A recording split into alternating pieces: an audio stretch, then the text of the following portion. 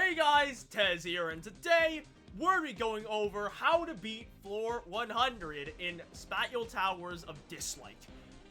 Honestly, this level has been kind of giving me a bit of struggle, not too much.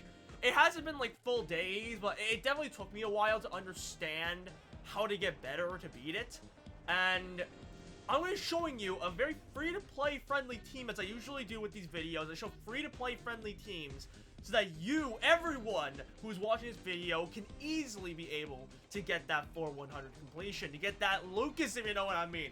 But yeah, so, it's gonna be very fun. No BS, no talk, not too much talk. Let's get straight into it. So, first of all, I just want to get out of the way. I usually show, like, a screen of what we're fighting against in this, but I'm on Temporal, because it's forced me into Temporal after I finish floor 100, but that is proof that I actually did beat it. I did beat it recently, but I won't be able to show the actual screen. I'll tell you what is in... Let's leave it once. I'll tell you what is in the floors, though, since I'm guessing that anyone's watching this video, you're already on floor 100. You know what's there. So first wave is our two med gens, our Loki in the middle, our Jacob, and our Kara. We'll basically make up our first wave, nothing too difficult. Second wave gets a little bit more tough, but not too bad still. We have Shu in the middle, we have Raven on right, Yesua on left, Lucas is the actual character we're getting, on the bottom left, and I think the last, what was the last person? Ty, yeah, Ty. Ty was the very last person.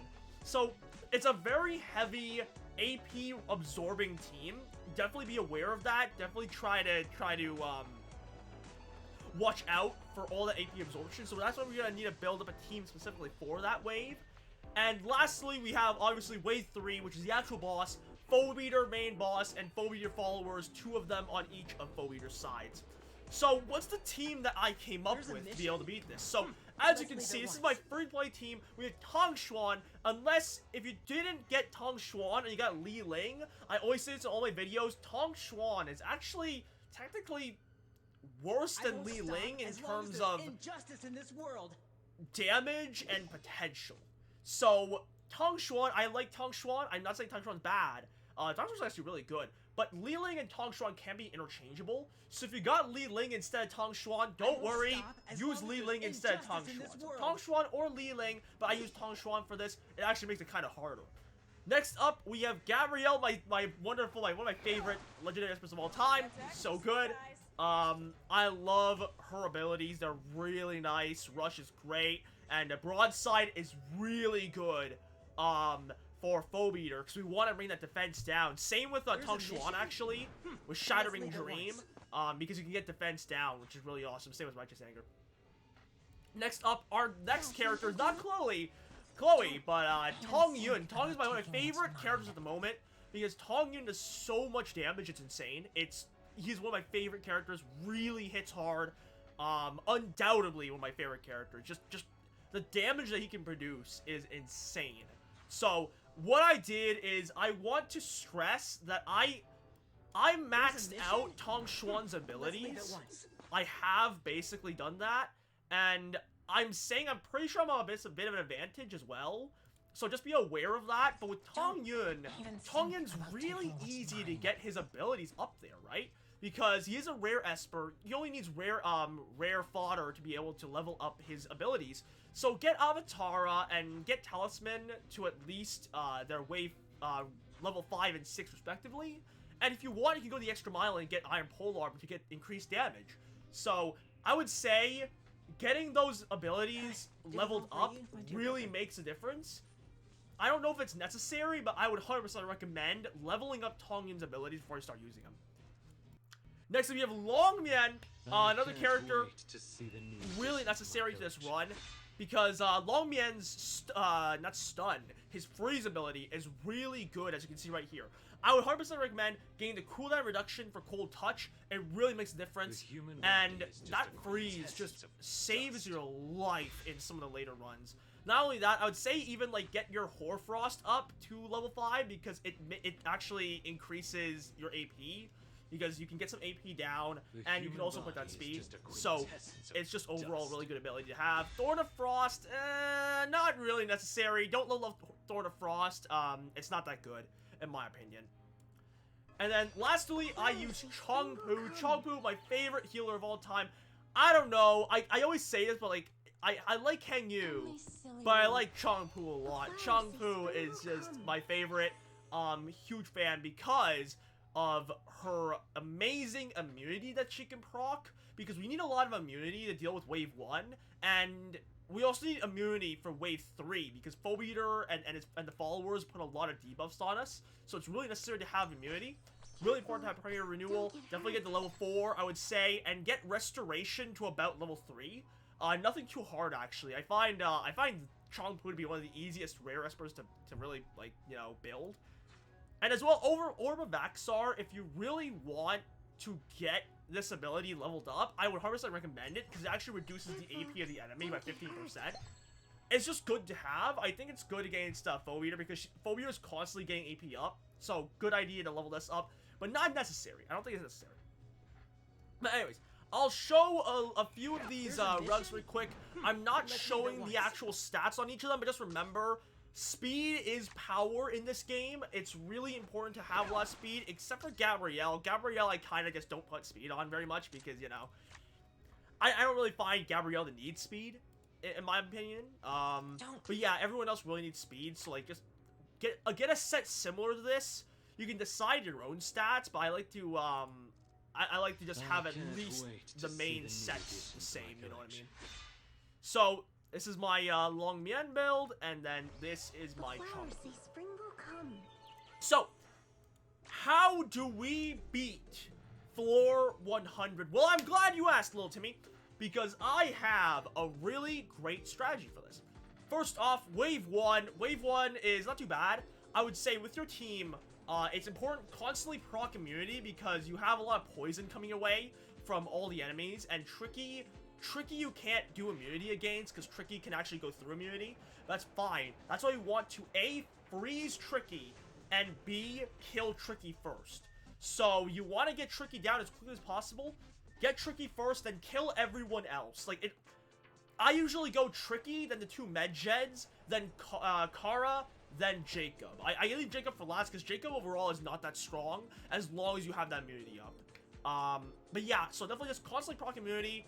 Make sure you kill Tricky first, then go for Medjeds, then go for Kara, then go for Jacob. That's a strategy. It's not too hard. I think it's one of the it's one of the easiest parts of the entirety of the floor. I really don't even think you can even do it with, like, just using AI to just constantly just do it for you. Like, it's really that easy. Wave 2 is a little bit harder. As we said before, we have Unas, Raven, Tai, Lucas, and Yesua. All good AP absorption characters or AP down characters. I personally went for Unas first. Here's where, like, RNG sort of comes into play. Same with Wave 1. If you aren't able to freeze Loki in Wave 1, I would just say reset. Like, just come back in and then reset it, because it's just better to have Loki frozen so you can do more damage over time. We want to slow down Loki as much as possible. In Wave 2, we want to make sure that at least Udas is frozen.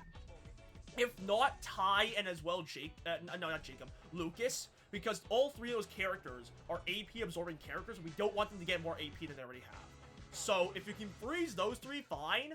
But at least freeze Unas, because if Unas is not frozen, you might as well just give up then, just restart it, see if you get better RNG next time, and then freeze Unas. So if Unas is frozen, you're gonna immediately want to go after Unas.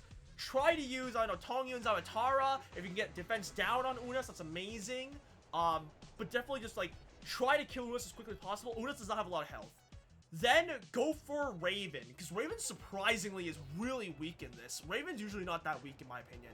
So go for Raven next. And then I would say go for Tai, because Tai is actually not too strong. Tai's quite weak overall. You could also go for Yesua too if you want. But it really depends on personal preference, because by this point, like, it's gotten quite easy, because Tai, Lucas, and Yesua, not that strong of a team. So go for whoever you like. I personally like to go for Tai, Yasuo, then Lucas. Because Lucas is quite tanky.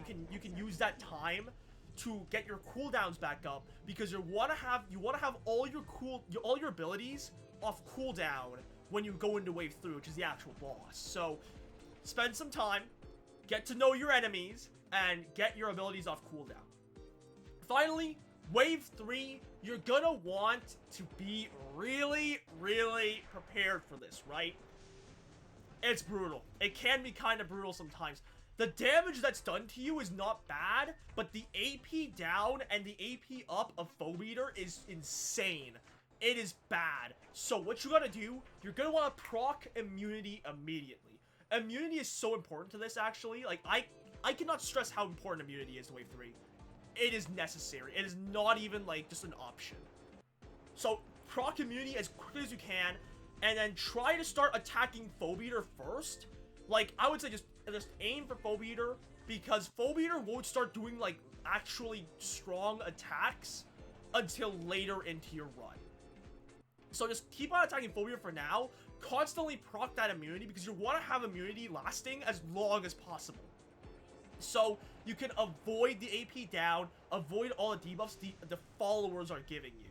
And especially Foe Beater. You want to use Tong Xuan, or even Li Ling. Like, I like to use Tong Xuan to either put defense down or disease Foe Beater so he can't heal. If you have Li Ling, you can just, like, literally just punch him like crazy and he's gonna die. And you can actually absorb his AP. But once Foe Beater finally starts to do his move, where he starts spinning around like a ball, like a disco ball, he will give 2 life shields to both his followers. This needs to die. If you keep your life shields up, he's gonna absorb them, he's gonna kill somebody on your team, and it's not gonna be good, because if your healer dies, you might as well end the run there. It's like, it's over. So what you want to do, once you see those 2 life shields come up, you're gonna want to aim for them. Do not aim for do not aim for Foe Beater, just aim for the followers to destroy their shield. Once you destroy one shield, try to aim for the other, and I'm praying that you have enough DPS to be able to take out these shields. They are quite tanky, so just be ready for that. Try to level up your relics if you're not doing enough damage. I like to just use all my abilities just on both shields, because they need to die, like, really quickly. Because once both shields are down, and he uses his ability again, he will actually stun himself, and he won't be able to move if he doesn't have any shield to absorb. If he doesn't have a shield to absorb, he'll use an attack that's really strong, high damage. So try to take out the shields if you can. If you can't, just pray that your characters somehow survive. That's the best advice I can give you. And that's rinse and repeat. All you gotta do, keep on attacking Foe Beater, wait for him to do the disco ball move. After he uses the disco ball move, please attack the life shielding followers, destroy the shield, he'll stun, and you're like, oh god, I can't move. Then you start attacking him like crazy, and you keep doing that, rinse, repeat, rinse, repeat. Keep on trying to heal your team, trying to get them up. Prioritize. Who do you need alive? Long Mian is not as necessary in the latter half of this. Like, the AP down is good, it's fine, but trust me, if anyone needs to die, like, if you need to heal some people, just leave Long Mian for dead. Not as much damage as the other four, okay? So, all good. But other than that, really, just keep on rinsing and repeating that pattern, and you'll be able to beat it 100%. No, without a doubt in my mind, even if you're, like, really low on health with your characters near the end of it, he's around 10-20%, trust me, Tong Xuan, Tong Yun are gonna carry you. It is insane how much damage they can do. By all means, I think you'll have a very, very fun time with it. It's not too bad after you learn this strategy. And again, I always try to suggest, if you do have better characters, like, let's say you have Sally, let's say you have, like Clara, let's say you have some amazing characters in your arsenal and you got from legendary pulls, by all means, experiment, have some fun with it, learn what works for you. This is just a guide, this is just a free-to-play team. It's all just that everyone can have a chance at beating this. Other than that, have a great day, guys. Be sure to like, comment, subscribe if you guys did enjoy this. For more Dislyte content very soon, I may be doing some other stuff other than Dislyte as well. And if you want to go check me out on my Twitch channel down below. Have a great day, guys. Peace. And I wish you all the best of luck with floor 100. Also, don't aim for the phobia followers. You're not gonna get anywhere. Just aim for the big floating disco ball. Just aim for him. It's pretty good advice, in my opinion. Yeah.